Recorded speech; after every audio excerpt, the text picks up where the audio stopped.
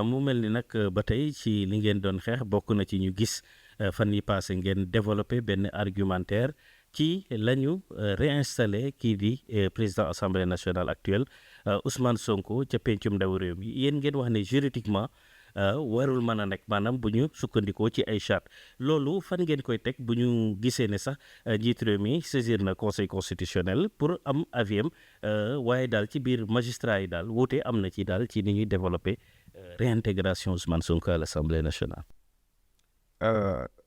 Adama Ndione xaw ma ndax remarqué nga. bi may wax depuis sànq damay ne l'ex premier ministre.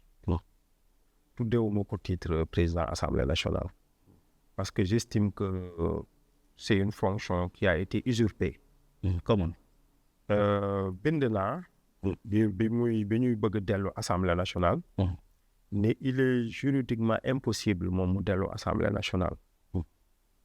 ci ñetti ponk laa ko teg. gis nga constitution bi moom mooy régler le régime des incompatibilités. moom mooy nit ki munoo nekk à la fois ministre ak député. loolu nekk. loolu article 124 règlement intérieur assemblée nationale mu ngi koy gën a méngale. article boobu dafa ne tout député nommé ministre mënul exercer sa fonction de député.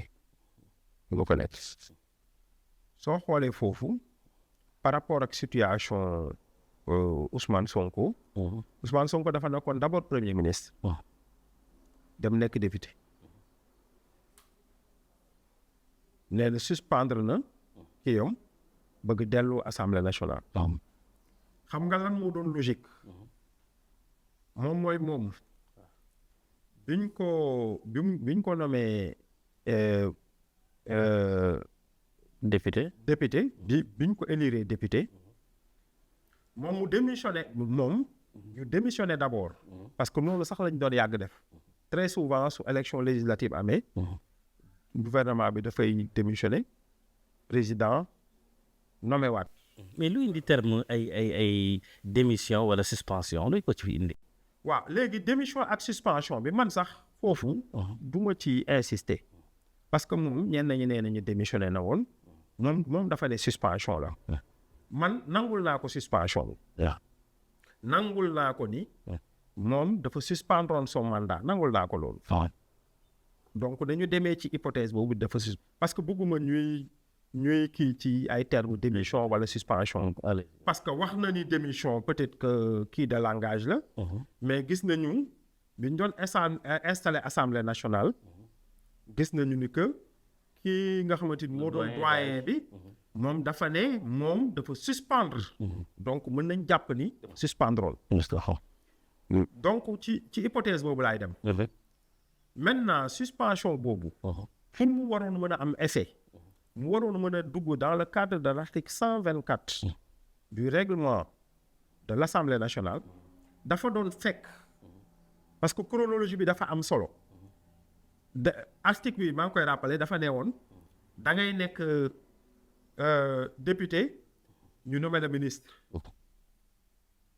bi ñu la nommé ministre pare après suñu la jëlee ministre nga war a delloo Assemblée nationale alors que moom dafa nekkoon premier ministre nekk député su bëggoon bénéficier wu ci loolu dañ koy président dafay mettre fin à sa fonction de premier ministre nommé waat ko xam nga su fekkoon mettre na fin à sa fonction de premier ministre député rek la nekk.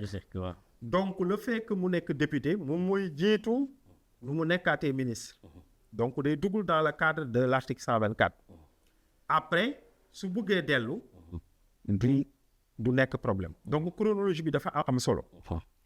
beneen parce que léegi moom du mën a bénéficier wu incompatibilité bi. parce que dafa nekk ministre premier ministre. te jógewul ci fonction premier ministre boobu. voilà bien que installé nañ ko à l'Assemblée nationale. beneen argument bi ñaareel bi. moom mooy te ñoom réglé nañ ko bi ñu bëggee régler moom son éligibilité à l'Assemblée nationale. mooy le principe de la non rétroactivité.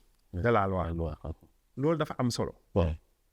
moom mooy moom normalement le 2 décembre ñoom lañ leen installé assemblée nationale.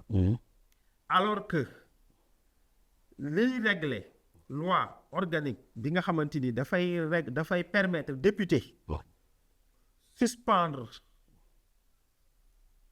nekk ministre dem ñu suspendre sa fonction de député mu mën a delluwaat. loolu c'est le 25 août 2025 lañ ko adopté. donc loolu su fekkee ni defuñu expressément que dafa war a rétroagir du rétroagir parce que y a le principe de la non rétroactivité de la loi. mais beneen mbir mi troisième argument bi. moom mooy règlement assemblée nationale boobu article 124 bi dafa ne modalité yi dañ ko dafa war a am benn règlement assemblée nationale bu régler modalité de retour yi. ministre nan lay ñëwaatee modalité yi dañoo war a ñoom voter benn genre résolution bu ko régler résolution boobu voté guñ ko ba tey. modalité de retour d'un député nommé ministre bu bëgg a delluwaat modalité yooyu waxuñu ko donc loi bi parewul la loi elle est incomplète. vide juridique la wala. waaw non du vide juridique sax elle est incomplète. donc ñoom ci seen bopp ñoom ñoo waroon a am.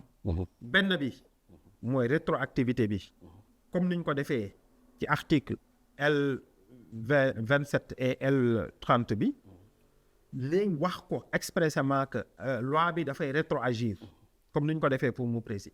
beneen bi moom mooy article 124 bi ñu complété ko ba ñu xam dans quelle modalité un ministre la mën a delluwaat à l'Assemblée nationale su perdre son poste de ministre. ok donc loolu defuñu ko ñun loolu moo tax ñu ne c'est juridiquement impossible.